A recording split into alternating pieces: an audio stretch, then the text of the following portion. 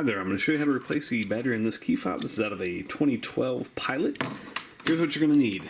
You need both a flat tip and a Phillips head screwdriver. I'm going to be using a PH0, and this is a, I think it's like a 2.5. Not exactly sure the size. The flat tip is less important, but you do need a PH0 or somewhere around there.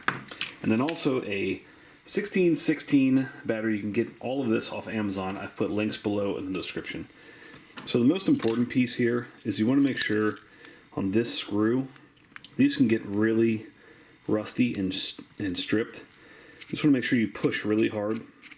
And a lot of these do have this little blue Loctite on it, make it even more difficult to pull out.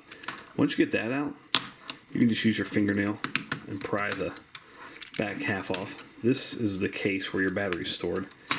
And again, you can just use your fingernail to pry that back piece off. Now you have access to your battery.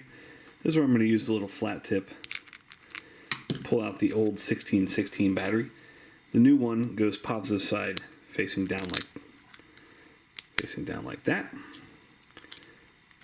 Want to line this up. Make sure that snaps in. You can test it right here. Make sure you got your red light. Put that back in here, and then you want to start with this back piece first. And then put your screw back in and you're all set. Hope that was helpful. Make sure you hit that thumbs up button.